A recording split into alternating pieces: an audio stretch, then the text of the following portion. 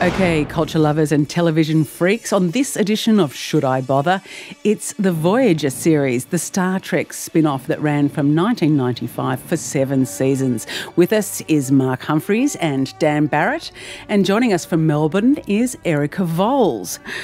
Erica, in 25 words or less, what's it about?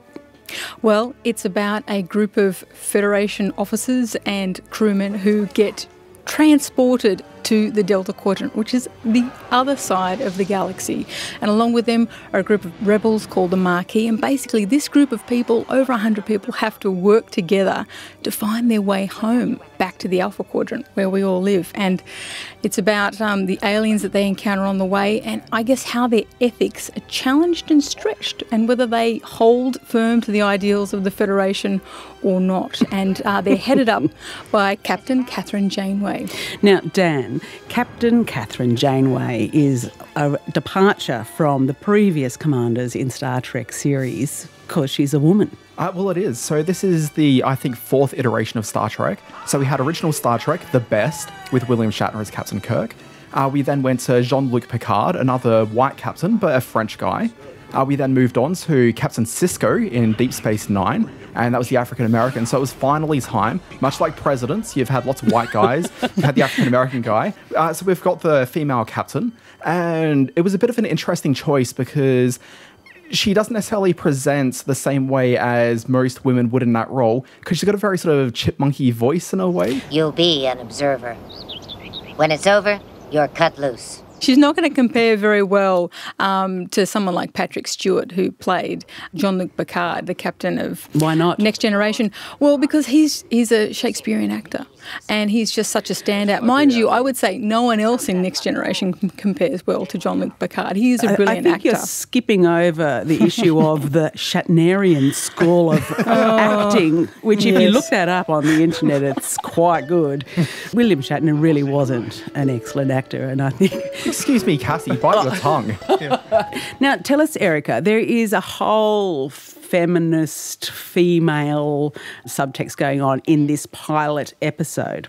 Yeah, it's very interesting. I did rewatch it last night and I was struck by that. You know, one of the new ensigns, Ensign Kim, who's on his first mission, addresses her as Sir, and she says, look, I know it's Starfleet regulation, but I don't like to be called Sir. And he says, what about ma'am? She's like, well, in a pinch you can call me ma'am. I just prefer captain. So I thought that was actually quite a subtle but interesting statement to make, given that this was the mid-90s. I was very annoyed at him because in the very next scene he called her ma'am. He wasn't listening.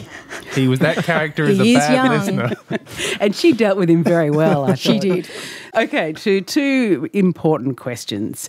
At the end of this pilot, we learn that some kind of technology, I think it's called an array. Yep, the array. Has flung them to this outer edge of the galaxy, as you've described it, and it'll take them 75 years to get home.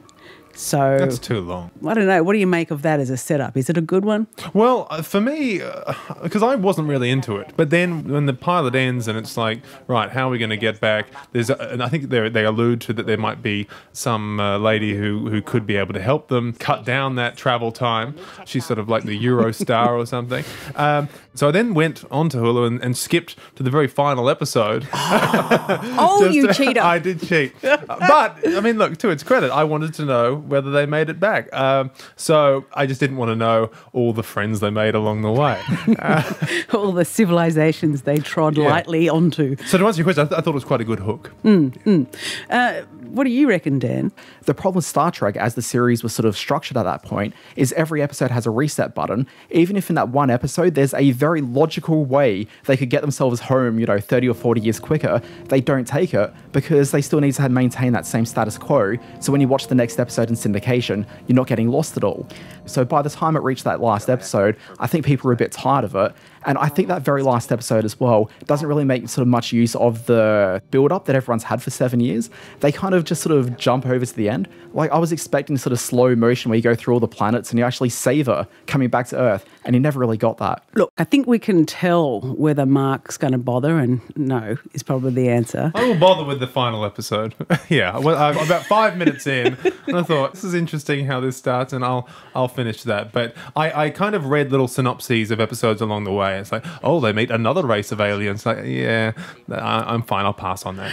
Dan? I've already bothered many years ago. I wouldn't bother again. But just jump on Google, search for the top 10 Star Trek Voyager episodes. Just do those. All right, Erica, tell us why we should watch the whole thing. It's such a wonderfully epic story. This is the idea of a generation ship. Now, they managed to get home before too many generations are born.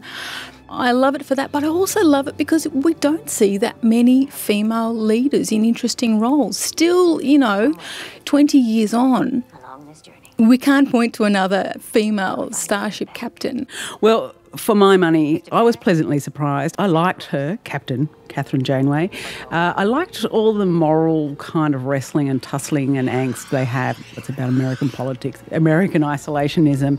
It's a complex philosophical program somewhere deep down inside.